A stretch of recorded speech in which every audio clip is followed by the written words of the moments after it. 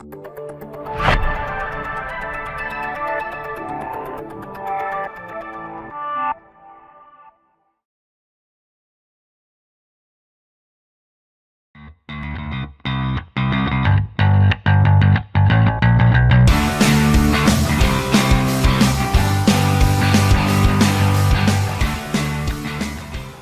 17. We're talking about conditioning today, guys.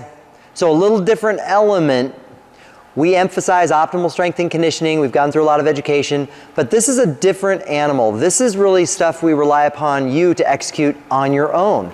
So if you're seeing us 3 days a week and you're getting in optimal strength and optimal conditioning, there's still an element of conditioning that you have got to get in. 80%.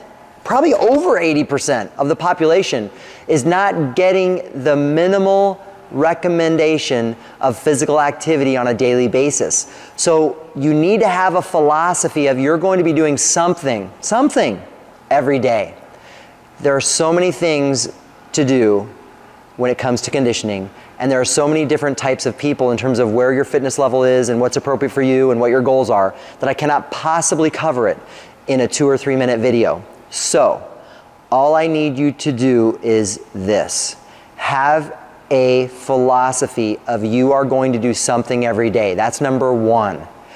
If you have not been doing anything, we would recommend doing anything. It could be walking for 5 minutes. It could be, swimming, golfing. It just doesn't matter what you do. Try to do something. It doesn't matter about the duration or the intensity either. Just make sure it's a part of your day.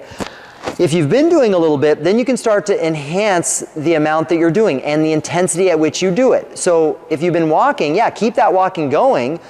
Maybe there's an opportunity to maybe increase your walking speed, increase the duration at which you're walking, maybe some light running, some cycling. But if you want a higher level of fitness, you are going to have to push yourself a little more beyond the minimum.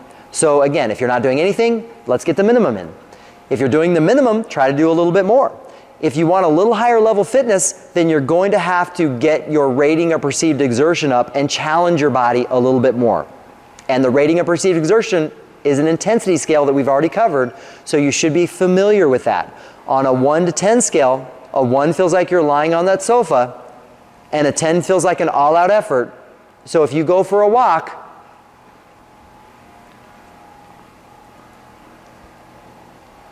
you're probably going to be at like a 2 or a 3. If you go for a fast walk,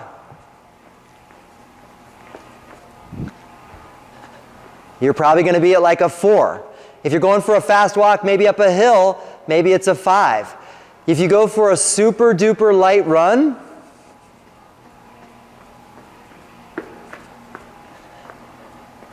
maybe it's a 5 or a 6. If you go for a comfortable run, maybe you're at a 6 or a 7. If you go for a run that you feel a little challenged, but you can still maintain a conversation, we're going to call that a 7.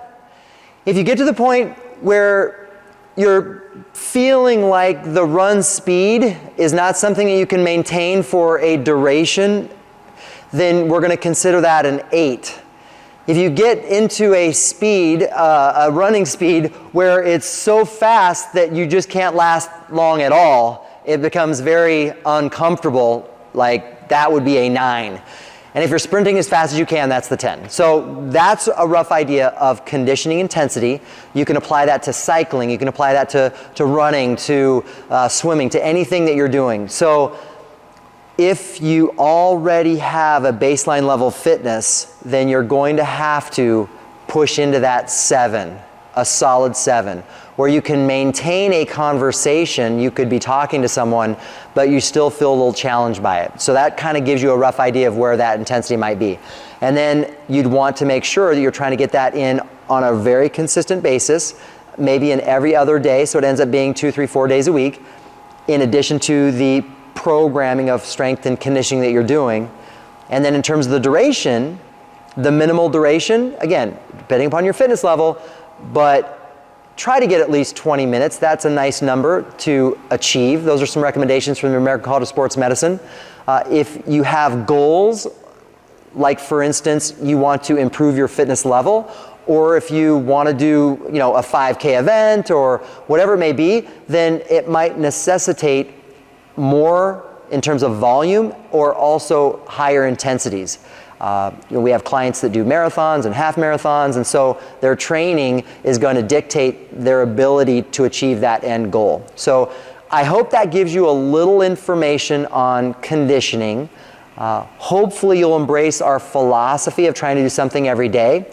Don't be afraid to get a hold of us to allow us to assist you with conditioning. Like for instance, there might be, I don't know, run groups that we have that you can be a part of, because running with others is a lot of fun, and anyone at any level can participate in our run groups. So we're not Kenyan Olympians, we're not high level, sub 5-minute pace athletes. We're regular people who have regular jobs, who have families, and we just want to improve, our body's ability to feel good and our fitness levels and how we look and all that type of stuff. So there's always someone faster and always someone slower than you in our run groups. So you can take advantage of that. And don't be afraid to get a hold of us if we can assist you in answering any other question that you might have about your conditioning. So day 17, that's a wrap. We'll see you tomorrow.